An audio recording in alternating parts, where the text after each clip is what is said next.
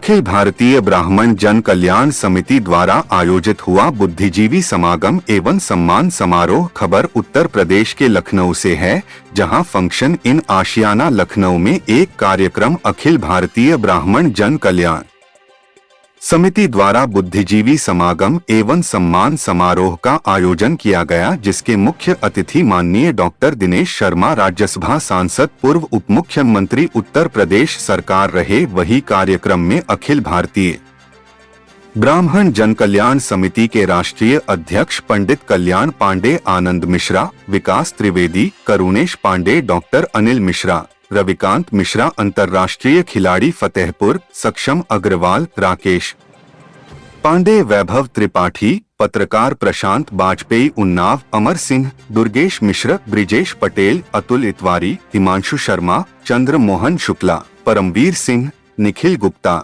मोहित शर्मा, दीपक जोशी, मंगल Tiwari, Vinay Singh, Mata Prasad Chaturvedi, Shivkumar Yadav, doctor Ravi Prakash Dubey, doctor Sumit मिश्र, रमेश पांडे सहित तमाम लोग मौजूद रहे। वही देखे कार्यक्रम को संबोधित करते हुए क्या कहते हैं डॉक्टर दिनेश शर्मा जी, राज्यसभा सांसद, पूर्व उप मुख्यमंत्री उत्तर प्रदेश सरकार। मंडल अध्यक्ष गोरखपुर मंगल तिवारी। बाद में एक साथ पकड़ा लेंगे, फोटो खिंचा लेंगे। श्री मोहित शर्मा जी, प्रदेश अध्यक्ष उत्तराखंड। विजय सिंह कुशीनगर, माता चतुर्वेदी बलरामपुर, शिव कुमार यादव मऊ, डॉक्टर आशियाना परिवार जो जाति क्षेत्र के बंधन से मुक्त है तो बनाया है, उसके कार्यक्रमों में मैं जाता हूं। आज का बुद्धिजीवी सम्मेलन भी है, लेकिन अभी मुझे पता चला कि आज करुणेश पांडे जी का जन्मदिन भी है। मेरा इनको आशीर्वाद है, खूब उन्नति करें, तरक्की करें। अगली बार जब हम लोग आए तो सापत्नी दिखाई पड़े। इसके लिए कल्याण सिंह जी को, करुणेश पांडे का कल्याण जी को करुणेश का कल्याण करना पड़ेगा। तो एक अच्छी सी संस्कारी बहू लानी पड़ेगी। उसके लिए बाल भी छोटे कराने पड़ेंगे, दाढ़ी भी कटानी पड़ेगी, कुछ त्याग करना पड़ेगा। लेकिन एक सुशील, सज्जन और क्रियाशील व्यक्ति के रूप में मैंने इनको देखा है। आज उनका बुद्धिजीवी सम्मेलन है, तो निश्चित रूप में आप ऐसे मूर्धन्य लोग यहाँ पर उपस्थित हो। देखा डॉक्टर शोरित मिश्रा करें, बेटे मेडिकल कॉलेज की एक नामी ग्रामी हस्ती हैं। तमाम चेहरे में देख रहा हूं यहाँ पे। आज समय की आवश्यकता क्या है? देखिए, कभी कभी लोग हमसे कहते हैं कि जहां बुद्धिजीवी सम्मेलन लिखा वो ब्राह्मण सम्मेलन होगा। तो मैं उनको एक जवाब देता हूं कि ब्राह्मण तो इस राष्ट्र की आत्मा है, और आत्मा को शरीर से अलग कहां किया जा सकता है? नहीं किया जा सकता है। ब्राह्मण शब्द कल्याणकारी शब्द है। एक श्रेष्ठ जीवन जीने का जो प्रवाह है उसका नाम ब्राह्मण है, जो अपने लिए नहीं, जो दूसरों के हित का चिंतन करता है। प्राणियों में सद्भावना हो, मानव का कल्याण हो, ये जो करता है वो ब्राह्मण है। और ये जो अंग्रेजों ने जाति बांटी वाला ब्राह्मण नहीं, ब्राह्मण एक व्यवस्था का नाम रहा है। जो वर्ण व्यवस्था थी ना, जो विद्वत हो, जो सत्कर्मी हो, सत्य निष्ठा रखता हो, ईश्वरोन्मुख हो, शास्त्रों का ज्ञान रखता हो, जो संस्कारवान रहा हो, लोग कहते थे ब्राह्मण है। ब्राह्मण सम्मान का पात्र रहा है सदियों से, और इसीलिए भी रहा है कि अगर किसी को मरण भी है तो पूरे परिवार के कल्याण की बात करता है और उनके स्वर्ग जाने की कामना करके पूजन करता है। जन्म है तो भी वो सबके कल्याण की बात करेगा, विवाह है तो भी सबको जोड़ता है। ब्राह्मण का मतलब क्या है ना, विवाह हुआ एक नेक है नाई भाई का, एक है कहीं माली का है, एक ये वेस्ट के वास्ते समान आना है, और कभी कभी पूजा भी वो छत्री वाली भी होती है। यानी विभिन्न समाजों को, वर्गों को जोड़कर जो समाज के हित चिंतन का काम करता है वो ब्राह्मण है। इसलिए ब्राह्मण श्रेष्ठ जीवन जीने का प्रवाह का नाम है। ये दूसरों की आलोचना का कारक नहीं है। आज लोग गलत शब्दों में इसकी व्याख्या करते हैं और गलत शब्दों में व्याख्या करने वालों को समय समय पर बुद्धिजीवी लोगों ने उसका उत्तर भी दिया है। अब कहते हो कि सदियों में शोषण हुआ, कहां से शोषण हुआ? नहीं है। इस देश की व्यवस्था बड़ी समरसता की व्यवस्था थी। ये तुर्क और मुगल और अंग्रेज, फ्रांसीसी, पुर्तगाली जो आक्रमणकारी थे, वो यहां की सहिष्णुता को बर्दाश्त नहीं कर पाए और उन्होंने ये सोचा कि इनको अलग कैसे करोगे। कभी आपको इतिहासकार ये नहीं पढ़ाएगा कि चंद्रगुप्त मौर्य, अगर आज के समय की व्यवस्था करो तो चंद्रगुप्त मौर्य को आप ओबीसी के कहते हैं। इतिहास में इसका वर्णन नहीं है और नहीं होना चाहिए। लेकिन अगर उस हिसाब से अंग्रेजों की जाति व्यवस्था की ये जाति व्यवस्था ये 18वीं शताब्दी के दिन, अगर इनके अनुसार चल के करते तो चाणक्य जो थे वो चंद्रगुप्त के गुरु थे, उनको लेकर आए और उनको लेकर आए और अखंड भारत का सबसे बड़ा सम्राट कोई हुआ तो वो चंद्रगुप्त मौर्य थे और 500 साल से भी अधिक मौर्य शासन चला। अगर आज की व्यवस्था में करते तो कहते थे ये ओबीसी है। और उसके बाद जो चोल शासन था वो भी आज के अपर कास्ट का नहीं था। उसके बाद आप देखो कौन सा नंदवंश का चला, वो आज के समाज से करो तो नाई समाज से वो संबंध रखते थे। यानी जितने शासन चले 80 से 90% के बीच में वो ब्राह्मण समाज से तो एक दो राजा मिलेगा आपको, कहीं बाजीराव पेशवा मिल गए, कहीं कोई और मिल गए जो दूसरों के लिए काम करते थे। लेकिन क्या ब्राह्मण का काम था? उसने किया क्या? वेद व्यास जी, अब लोग आज की जात की व्यवस्था करते तो मशवरे थे, उनके द्वारा लिखा गया जो ग्रंथ था उसको प्रतिपादित किया उन्होंने, वेद पुराण को। और विदुर जी भी एक आज के जमाने में करते थे, वो पिछड़े जात के थे, उनके द्वारा जो विदुर नीति थी उसका प्रतिपादन किसने किया? ब्राह्मण ने किया। वाल्मीकि जी भी जो आज के हिसाब से करते तो उनको, अगर वाल्मीकि भगवान है उनको हम बिरादरी नहीं ले जा सकते थे, लेकिन अगर आज के नेताओं के द्वारा जो प्रतिपादित जाति व्यवस्था है तो उसमें भी वो वाल्मीकि जी की बिरादरी को हम दूसरे वर्ग में ले जाते। गीता का उपदेश दिया भगवान कृष्ण ने तो गायों को इनको पाला, तो आज के हिसाब से गो पालक के रूप में यदुवंशी कह रहा है, वो भी ब्राह्मण नहीं थे, लेकिन उनके लिए गीता का प्रतिपादन किया उन्होंने। अगर इस प्रकार के आप विभिन्न प्रकार के वर्णों को देखो तो ब्राह्मण ने हमेशा, जिनको आप पिछड़ा, अनुसूचित, दलित इस प्रकार के से संबोधित करते, उनको आगे बढ़ाने का, उनको एक करने का काम अगर किसी ने किया तो ब्राह्मण। इसलिए ब्राह्मण को एक समन्वयक है जो सबको जोड़ सके, जो सबको शिक्षा दे सके, जो राष्ट्र के कल्याण की बात करे, जो धर्म के रक्षण की बात करे, जो ईश्वर और उन्मुख के साथ साथ अपने देवी देवताओं का सम्मान कर सके और जो सात्विक जीवन को बिता सके, वो कौन है? वो ब्राह्मण है। और ये ब्राह्मण की व्यवस्था को ये आलोचक क्यों हुआ? ये तो काय मुगल है, ये औरंगजेब क्यों जनेऊ को जलाता था, कुंठों जनेऊ को चौटैया को क्यों काटता था? तो वो उसको पता था कि सारे समाज को जो जोड़कर रखता है वो ब्राह्मण है, इससे पहले इसको चोट पहुंचा। उसने क्या किया कि कई ग्रंथों को जलाने का काम किया।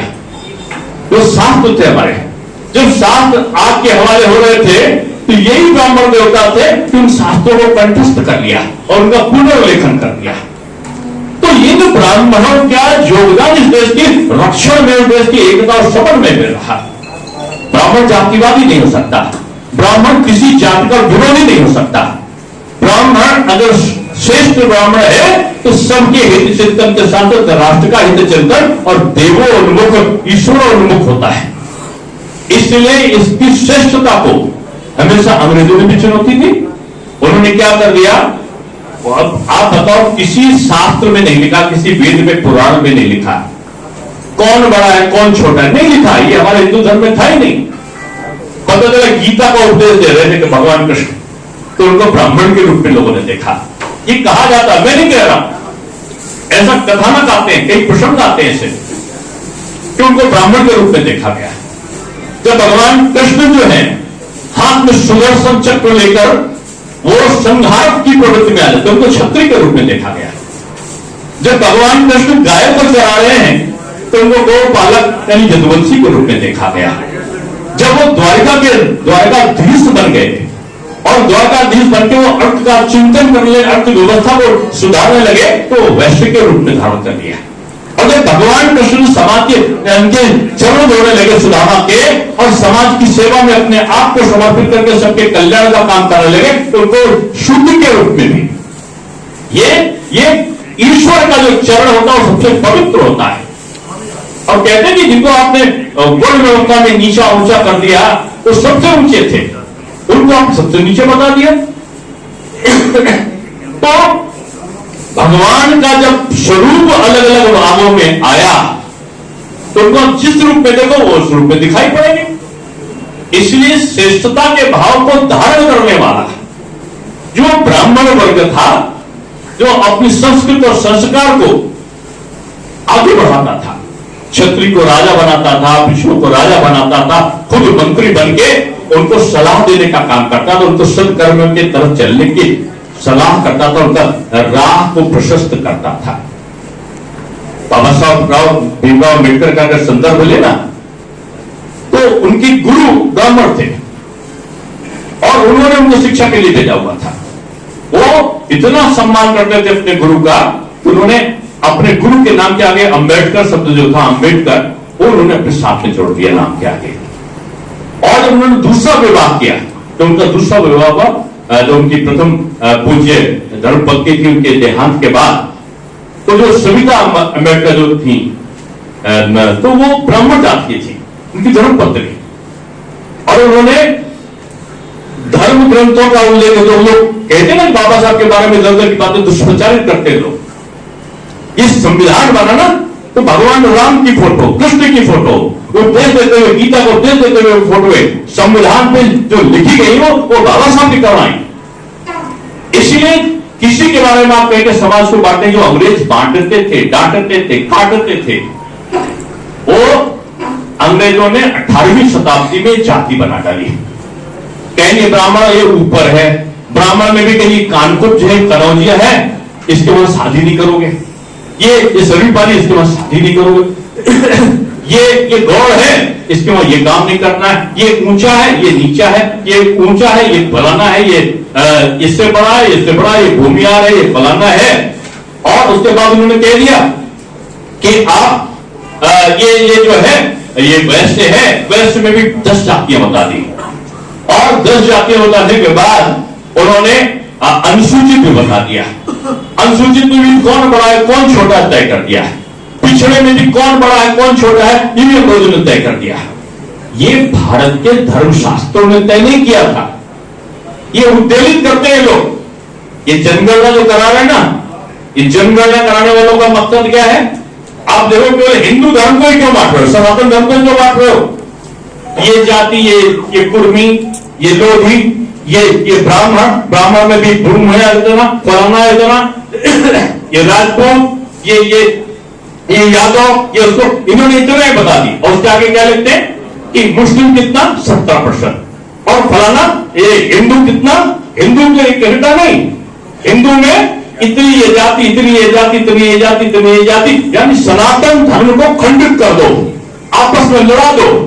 एक चीज की एक मांग करे तो दूसरा वर्ग उसकी और मांग करते हुए उसका विरोध शुरू कर दे। नहीं, ये मोदी जी ने इसी जाति व्यवस्था को, जो प्रवृत्ति है, जो गरीब है किसी भी जात का हो, पिछड़ा है तो पहला अधिकार उसका है, अनुसूचित है तो पहला अधिकार उसका है, गरीब सवर्ण है तो अगर उसको गरीब है तो पहला अधिकार। केवल एक ही जात है, वो जाति कौन सी है? वो जात है गरीबी।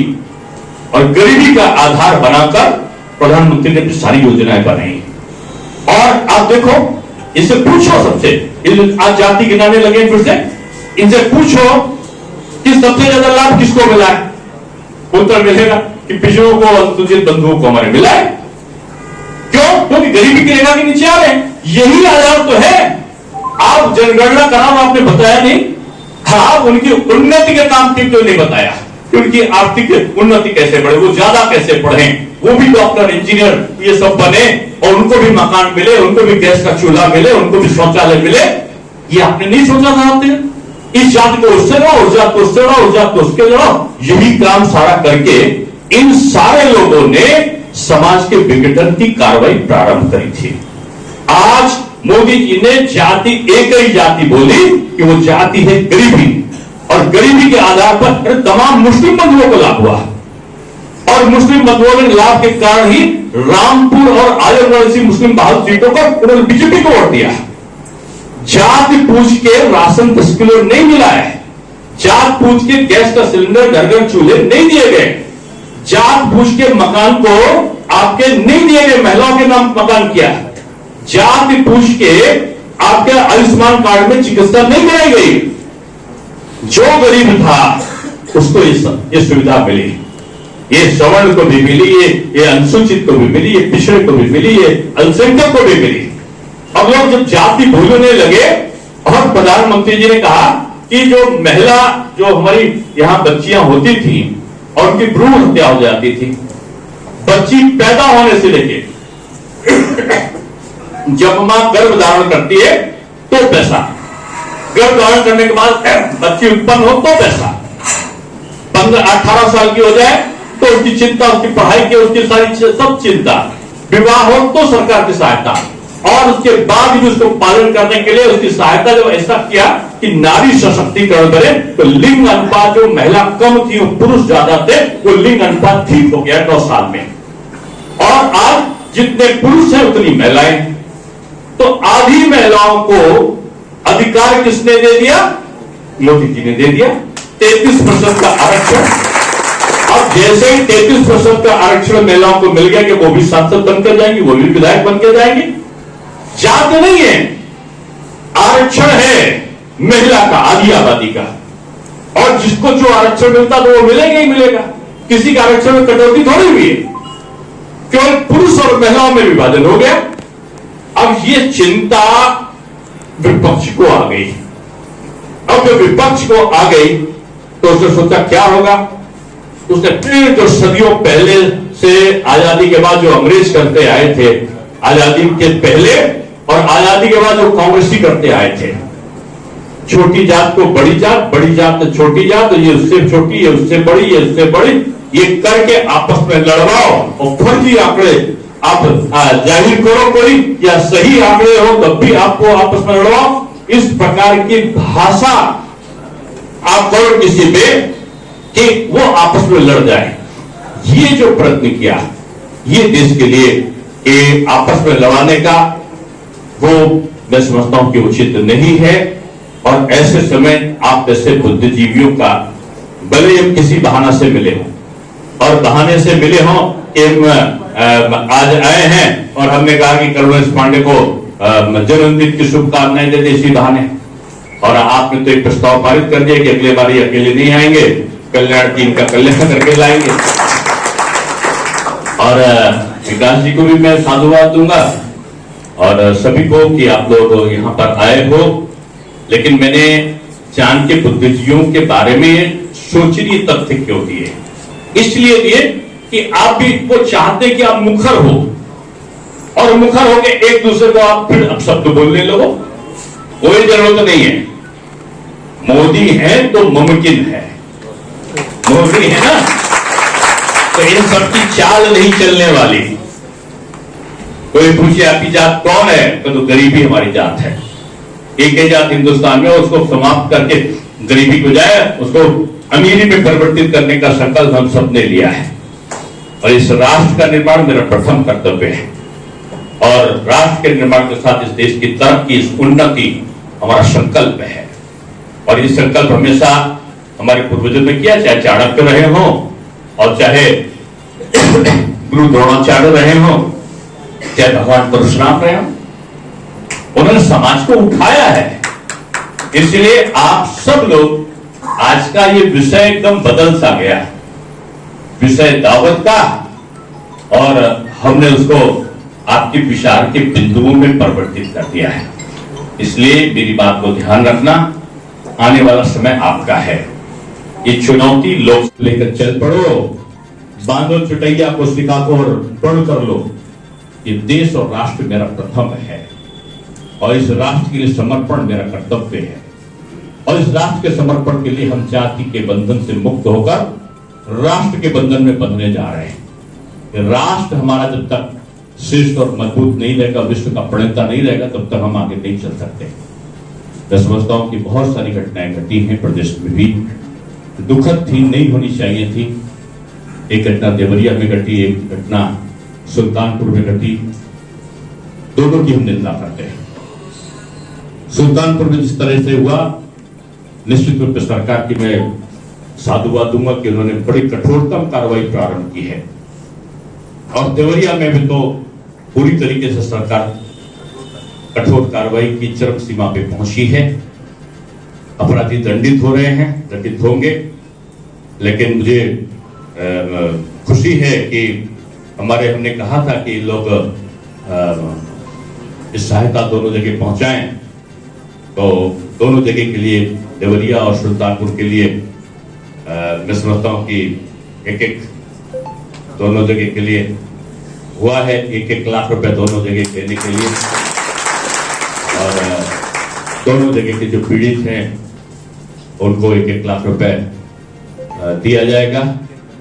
और मैं उनको सबको ईश्वर से कामना करता हूं कि उनकी आत्मा को सद्गति दे, लेकिन माहौल खराब नहीं होने देना है।